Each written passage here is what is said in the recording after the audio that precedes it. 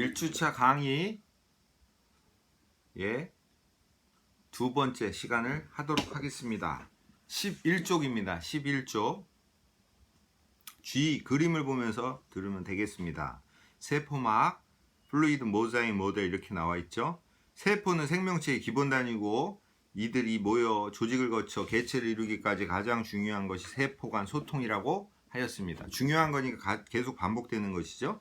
이를 위해서 세포들은 몇 가지 특수한 구조물을 갖는데 세포막이 가장 중요하다고 합니다. 그것은 셀렉티브 선택적 장벽으로서 중요하다는 것이죠.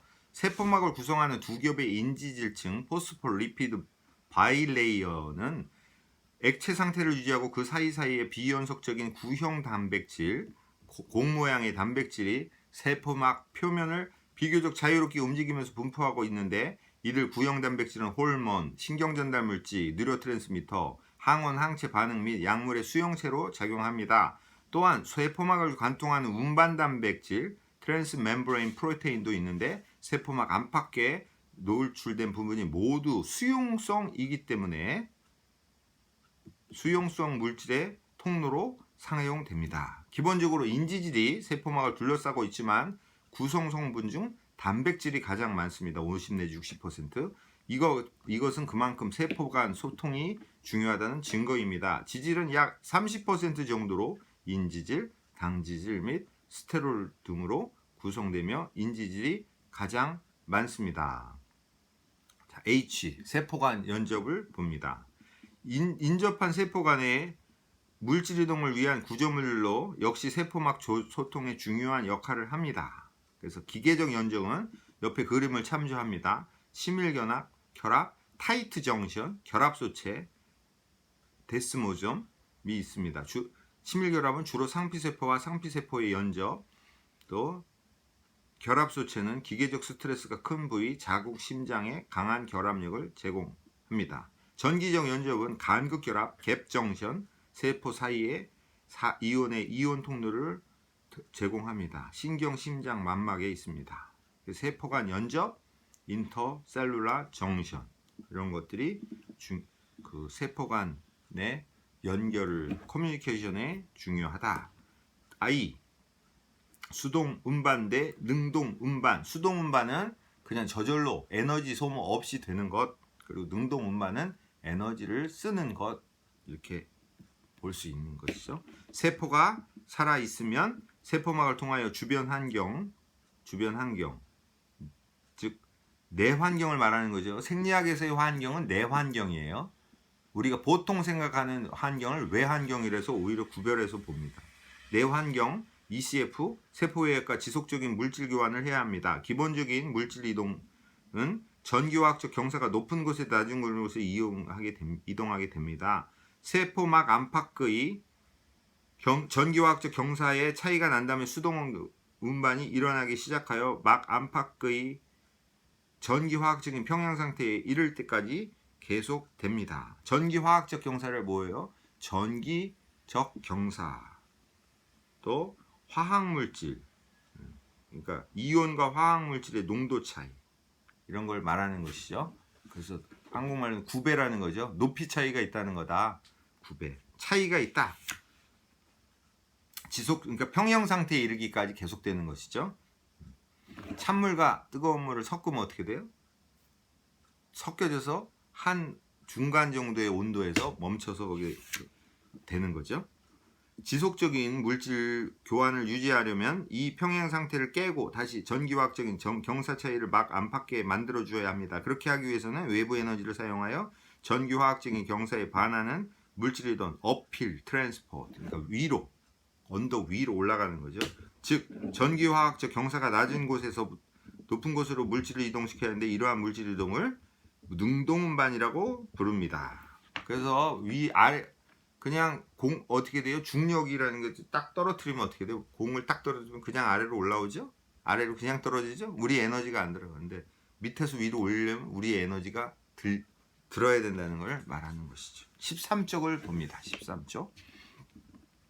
J, B 코드 나오죠? 수동 운반, 단순 운반, 단순 확산, 심플 디퓨전 대 촉진 확산, facilitated diffusion. 비커에 담긴 물에 잉크를 한 방울 떨어뜨리면 시간이 지남에 따라 물 전체에 잉크가 고루 퍼짐을 볼 수 있습니다. 이처럼 유체 분자들이 가지고 있는 에너지의 변화 없이 전체 농도가 고르게 되는 방향으로 이동하는 현상을 확산이라고 합니다.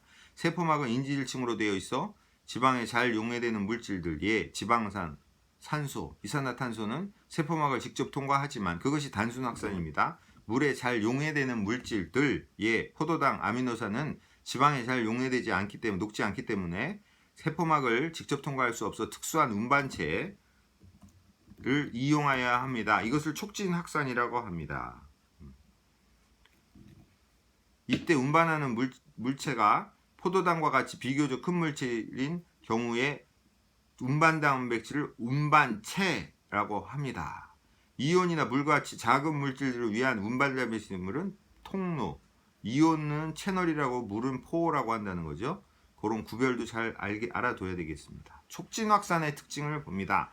단순 확산에 비해 촉진 확산의 이동 속도가 빠릅니다. 그 표에 위에 오른쪽에 있는 표가 있죠. 그 그래프가 있어요. 단순 확산에 비해 촉진 확산의 이동 속도가 훨씬 빠르다. 특이성, 한 종류의 운반체가 어느 특정 물질만을 이동시킨다. 경쟁, 그렇지만 특이성이 아주 정교하지는 못해서 비슷한 구조를 가진 물질들이 하나의 운반체를 이용하기도 합니다. 그래서 포도당과 갈락토지가 그렇습니다. 이 원리를 이용해 약물을 만드는 경우가 많습니다. 알러지를 초래하는 그런 것들을 경쟁적인 물질을 넣어서 그걸 치료하는 것이죠. 그래서 약물 개발에 중요한 것이 특이성이 정교하지 못한 원리를 이용하는 게 촉진 확산. 그런 촉진 확산의 특성을 이용한다는 것이죠. 용질의 농도가 클수록 운반체에 결합할 확률이 크므로 확산 농도가 큽니다. 이를 세포에 적용시키면 세포막 내외의 농도차가 클수록 촉진 확산의 속도가 큽니다. 하지만 운반체의 개수는 다 일정하기 때문에 아무리 농도차가 커진다 해도 물질의 이동 속도가 커지는 데에는 한계가 있습니다. 어느 순간 모든 운반체가 물질 이동에 참여하고 있다면 더 이상의 물질 이동이 일어날 수 없고 물질 이동은 일정한 최대값을 갖습니다. 그걸 포화, saturation. 그래서 그래프를 보면 나오죠. 포화 상태. 플라토에서 쭉 올라가는 1차 그래프로 올라가는 것이라 올라가다가 쭉 유지된다. 이게 포화. K, 삼투, 오스모시스, 반투막을 사이에 둔 물의 확산을 말하는 것이죠.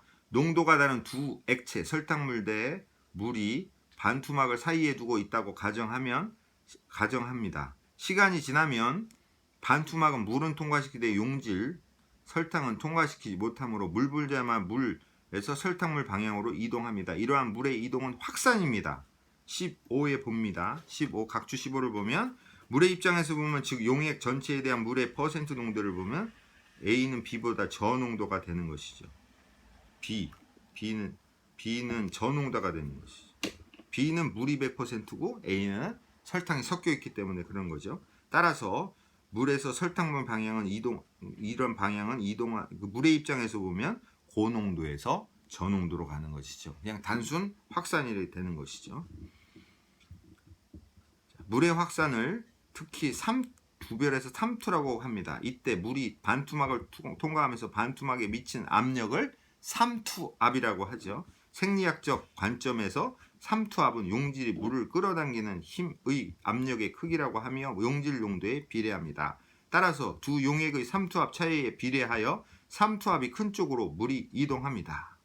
그래서 조직 내로 물이 더 많이 간다. 평소보다. 그것을 뭐라 하느냐? 부종, 이데마라고 하는 것이죠. 각주 16을 봅니다. 물을 끄는 이 능력이 가장 큰 용질은 알부민, 몸에서 있는 중요한 단백질이죠. 인체에서는 혈액의 액체 성분인 혈장에 존재하는 단백질로 간에서만 생성됩니다. 따라서 간경화나 이런 병이 있을 때 어떻게 돼요? 알부민 생성이 잘 안 돼서 결국 어떻게 해요? 하이퍼알부네미아, 저알부민 혈증. 그래서 어떻게 돼요? 온몸이 부을 수가 있는 거죠. 따라서 간 질환 시 알부민 합성이 감소하여 혈액 내 알부민이 감소하면 모세혈관이 혈액을 갖는 힘이 감소하여 조직적으로 혈장이 빠져나가 부종이 발생합니다. 그래서 이럴 때 급할 때는 어떻게 해야 돼요? 이뇨제도 쓰긴 하지만 뭘 써요? 알부민을 외부에서 주사해 주는 거죠. 알부민을 정맥 주사해 주는 것이죠. 알부민이 중요하다. 다음 쪽 봅니다. 15쪽. 이소토닉, 하이포토닉, 하이퍼토닉, 히포토닉. 저장성은 뭘 일으키냐? 스웰링, 붓는 거. 그리고 잘못하다가는 터지죠. 그리고 하이퍼토닉은 슈링킹, 쪼그러드는 걸 말합니다. L 그림을 보면 됩니다. 삼투는 농도가 다른 두 용액과 반투막이 있어야 하는데 인체의 세포막은 훌륭한 반투막이므로 세포 안팎의 용질의 농도에 따라 삼투, 즉 물의 이동이 일어납니다.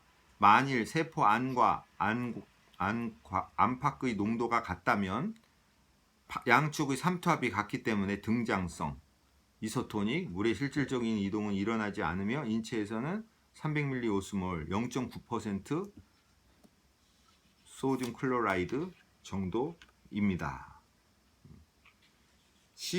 각주 17 보면 심한 탈수에 빠진 환자에게 가장 빨리 체액을 보충해주는 정맥을 통해 노말셀레이나 링거액을 주사합니다. 이때 사용하는 액체는 모두 등장액에 가까운 걸 써야 되는 거죠. 정상 세포 안의 농도보다 낮은 세포 외액의 농도를 저장성이라 하는데 이 경우 세포 내의 삼투압이 세포 밖보다 크므로 세포 외액을 끌어당기고 세포는 커집니다. 그래서 각주 18 보면 바닷물, 강물, 수돗물에 대한 얘기가 나옵니다. 덥고 습한 곳에서 힘든 작업이나 운동을 하여 땀을 많이 흘렸을 때 그냥 맹물만을 많이 마시는 것은 손실된 전해질의 보충이 안 되기 때문에 우리 몸을 저장성으로 만드는 것입니다. 그래서 오히려 계속 물을 계속 마시게 되는 거고, 이렇게 되면 어떻게 되는 거예요? 뇌가 고장성이기 때문에 어떻게 돼요? 계속 어떻게 돼요? 뇌 부종을 일으킬 수가 있는 거죠. 물 중독이 일어나기 때문에 저장수로 물을 계속 먹기 때문에 그래서 뇌 부종을 일으킬 수 있고 그렇게 되면 매우 위험한 상황이 온다는 것입니다. 반대로 정상세포 안의 농도보다 높은 세포 외액의 농도를 고장성이라 하는데 이 경우 세포 외액의 삼투압이 더 크기 때문에 세포 안에 있는 물이 밖으로 빠져나가면 세포는 작아지고 쭈글쭈글해집니다. 슈링킹. 바닷물에서 오래 놀면 피부에서 물이 빠져나가 건조해지며 김장할 때 배추에 소금을 뿌리면 배추에서 물이 빠져나오는 것도 고장액 때문입니다. 뇌 부종에 빠졌을 때 마니톨이라는 용액을 주사하는데 이는 600 내지 1200ml 오스몰의 고장액입니다. 그래서 뇌 부종을 감소시켜 줍니다. 1차 능동 운반을 봅니다. M 1차 능동 운반 Primary Active Transport. 여기서 1차가 있고 능동이 있는 거죠. 소듐 포타슘 펌프 또는 소듐 포타슘 ATPase. 그래서 M 그림과 함께 봅니다. 가장 대표적인 1차 능동 운반의 예는 소듐 포타슘 펌프로 소듐 포타슘 펌프라고 있습니다. 원래 소듐은 바깥에 많고 세포 바깥에 많고 포타슘은 안쪽에 많은 것이죠. 그런데 거꾸로 이동을 하는 것이죠. ATP 에너지를 사용하는 효소이므로 소듐 포타슘 ATPase라고도 합니다. 세포 안의 3개의 소듐이 운반체의 소듐 결합 부위와 결합합니다. 두 번째, ATP가 인산이 떨어져 나가서 ATP 되고 이 과정에서 생긴 에너지가 운반체를 구조적으로 변화시켜 소듐 결합 부위를 ECF 쪽으로 노출시킵니다. 소듐 결합 부위의 소듐 친화도가 크게 감소하여 소듐이 떨어져 나옵니다. 포타슘 이온 친화도가 높아져서 ECF에 있던 두 개의 포타슘 이온은 운반체의 포타슘 이온 결합 부위와 결합됩니다. 다섯 번째, 운반체에 붙어있던 인산은 떨어지고 운반체는 구조적으로 변화하여 포타슘 이온 결합 부위를 ICF 쪽으로 노출시킵니다.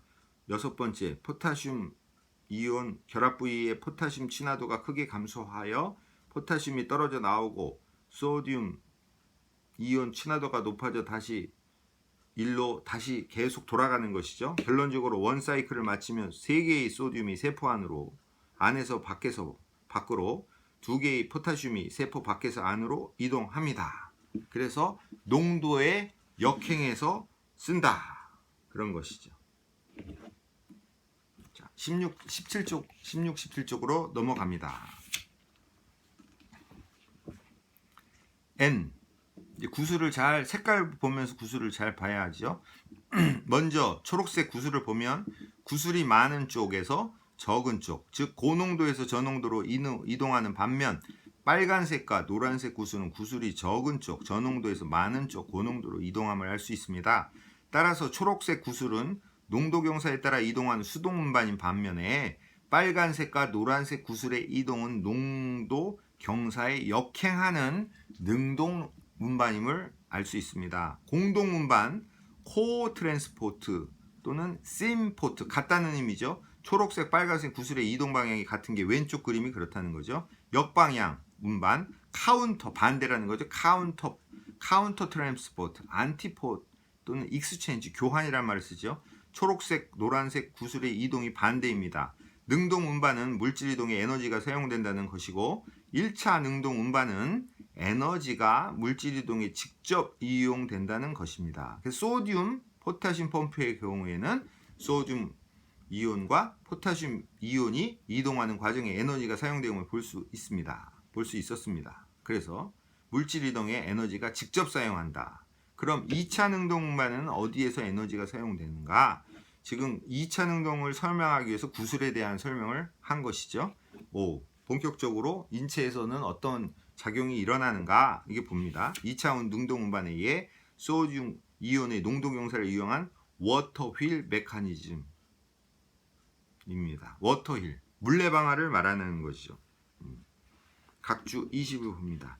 2차 능동 운반에서 이동하고자 하는 것들은 소듐 이온보다 포도산, 아미노산, 칼슘 이온, 하이드로젠, 수소 이온 등으로 이들이 가고자 하는 방향은 저농도에서 고농도다. 즉 어려운 자연을 거스르는 일이다. 따라서 이들을 운반하려면 에너지를 사용해야 하는데 이들에게까지 사용할 에너지가 충분하지 않아 기회를 엿보다가 세포 안으로 자꾸 들어가려는 소듐의 이온에 묻어가는 것이다. 마치 물레방아 같다고 하여 워터휠 메커니즘이라고 합니다. 물레방아 같다고 하여서 이렇게 표현하는 것이죠. 자, 그림은 4가지 예를 보여주는데 공통적으로 소듐 이온이 세포 밖에서 안으로 이동하고 있습니다. 자, 소듐은 세포 안보다 세포 밖에서 훨씬 높은 농도를 보이기 때문에 이때의 이동은 모두 수동 운반이며 이 그림 N에서 보면 초록색 구슬에 해당합니다. 소듐 이온은 항상 세포 안으로 이동하려고 하는데 물론 소듐 이온 통로를 이용할 수도 있지만 그러면 오직 소듐 이온만이 하는데 다른 것도 물고 들어가려면 그렇게 하면 안 돼서 따라서 좀 더 큰 운반체를 이용하면서 다른 물질도 함께 이동하는 것이 이체 능동 운반인 것입니다. 함께 이동하는 물질의 이동 방향이 소듐의 이동 방향 같으면 공동 운반, 인체에서는 해당하는 것이 포도당 아미노산, 반대면 역방향 운반, 칼슘 이온과 수소 이온이 되는 것이죠. 소듐 이온과 함께 이동하는 이들 물질은 모두 저농도에서 고농도로 운반됩니다. 그래서 결국 능동 운반인 거죠. 즉 포도당과 아미노산은 위 그림의 빨간색 N 그림의 빨간색 구슬에 해당하며 칼슘 이온과 수소 이온은 위 그림의 노란색 구슬에 해당합니다. 한편 2차 능동 운반이 잘 이루어지려면 소듐의 농도 경사가 충분히 있어야 합니다. 하지만 소듐 이온이 세포 안으로 계속 들어가면 이 농도 경사는 점차 작아지므로 다시 소듐 이온을 세포 밖으로 끌어내어 농도 경사를 유지해야 합니다. 이를 위해서 소듐 포타슘 펌프가 사용되며 이때 에너지가 사용됩니다. 이때 에너지가 사용된다는 거죠. 따라서 물질 이동에 직접 사용되지 않지만 공동 운반이나 역방향 운반이 잘 일어나기 위해서 간접적으로 에너지가 사용되므로 2차라고 하는 것이죠. 세포막을 통한 물질 이동의 체계를 정리하면 지금까지의 것을 정리하면 이렇게 되는 것이죠. 이제껏 살펴본 것을 정리해보면 먼저 에너지 사용 유무, 그러니까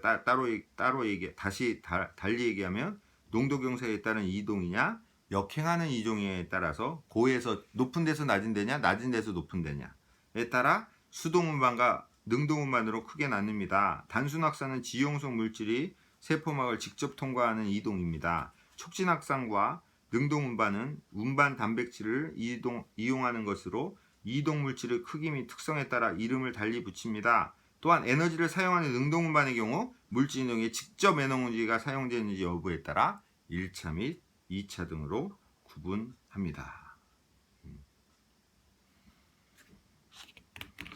다음 쪽 19쪽을 봅니다. 19쪽. 자, 이제 거대 분자의 이동, Q 봅니다. 거대 분자의 이동, 세포 내 섭취 대 세포의 섭취. 엔도사이토시스, 그림과 함께 보는 거죠. 세포 외 배출, 엑소사이토시스. 세포막의 운반체를 통해 이동이 어려운 큰 물질들을 세포 안으로 들이거나 밖으로 내보내야 할 경우는 세포막과 같은 막으로 구성된 소포체를 생성하여 이동시킵니다. 세포 내 섭취는 포식작용과 포음작용이 있습니다. 그걸 영어로는 셀 이팅, 포음은 셀 드링킹. 그래서 포식작용은 백혈구와 대식세포가 세포 파편 세균 등을 이동시키는 거고, 포음작용은 대부분의 세포에서 일어나는 거고, 세포 외액과 단백질 등을 이동시키는 것이죠. 세포 외 배출, 골지체에서 세포체 형성 후 세포 밖으로 내보냅니다. 신경 전달 물질이나 호르몬의 분비를 말합니다. 세포에서 밖으로 내보내는 것. 이제 평형 전이를 봅니다. 이퀄리브리엄 포텐셜. 이것도 그림을 잘 봅니다. A부터 F까지 그림을 잘 봐야죠. 잘 알고 자, 포타슘은 세포 안에 훨씬 많이 존재합니다. 이것도 읽기도 밑에 나오죠.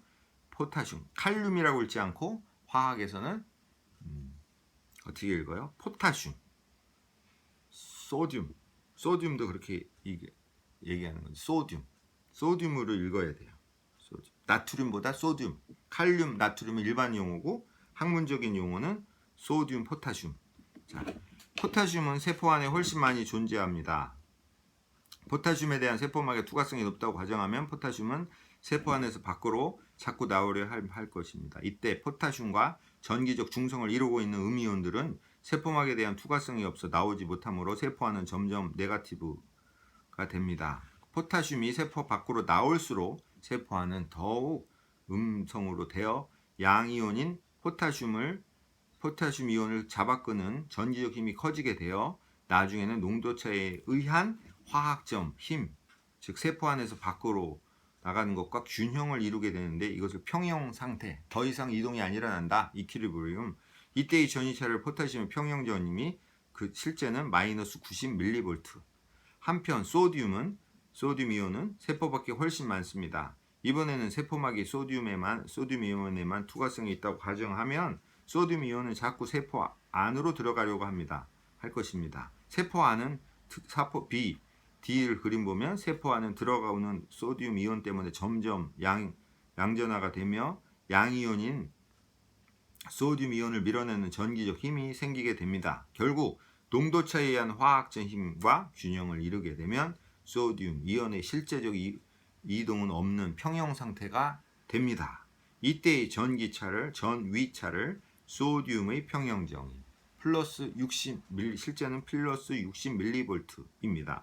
만일 세포막이 포타슘 이온에만 투과성이 있다면 세포는 곧 포타슘 이온의 평형 전위인 마이너스 90mV가 될 것입니다.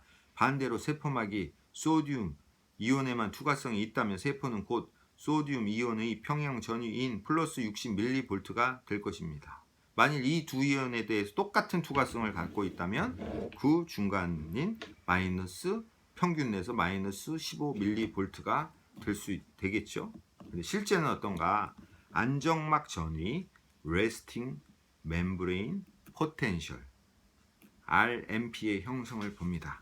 세포가 갖는 가장 큰 특징 중 하나는 바로 세포막을 경계로 하여 안팎에 전이차가 존재한다는 것입니다. 이는 세포 안팎의 이온 분포가 다르고 또한 그들의 세포막에 대한 투과성이 다르기 때문에 생깁니다. 안정시에 세포 안팎의 전이차를 되었을 때 세포 밖에 비해 세포 안이 더 낮다. 70mV 낮게 충청되었을 때 이를 세포의 안정막전이라고 합니다. 별다른 자극이 가해지지 않으면 세포는 이 전이값을 유지합니다. 평형 전이와 투과성의 관계를 고려할 때 안정막 전이가 마이너스 70mV라는 것은 무슨 의미인가 하면 세포막 그 세포의 세포막이 소듐 이온보다는 포타슘 이온에 대해 훨씬 높은 투과성을 갖고 있음을 나타냅니다. 자, 각주 22에도 나옵니다. 밀리 이퀴볼리엄 이퀴벌런트 퍼 리터를 보면 이온에 따라서 소듐은 양이온이 하나죠. 그래서 1밀리몰 오브 소듐 이온은 1밀리 이퀴벌런트 퍼 리터고 칼슘은 2가 되는 거죠. 이온이 두 개니까 이렇게 되는 거 살펴봤습니다. 자, 이 책의 구성은 특징이 21쪽 보면 어떻게 돼요? 지금까지 배운 것을 썸머리하고 그리고 21쪽에 그걸 간단히 리뷰하는 그런 문제를 보고 있습니다. 자, 혈액과 면역이 다음 챕터입니다. 자, 오늘 제 1주차 강의 1교시 2교시를 마칩니다. 생리학이 무엇인지에 대해서 먼저 배웠고 생리학의 근대 생리학에는 중심에 항상성이 있고 그것은 우리가 생각하는 외환경이 아니라 내환경, 다 줄여서 환경, 세포를 둘러싸고 있는 환경, 그것은 세포 외액, 그것을 일정 범주로 유지시켜 주려는 노력이다 이런 거에 대해서 배웠습니다. 거기서 중요한 것이 세포막이 작용하고 있다 배웠습니다. 다음에는 혈액과 면역 챕터 2를 가지고 2주차 강의를 하도록 하겠습니다.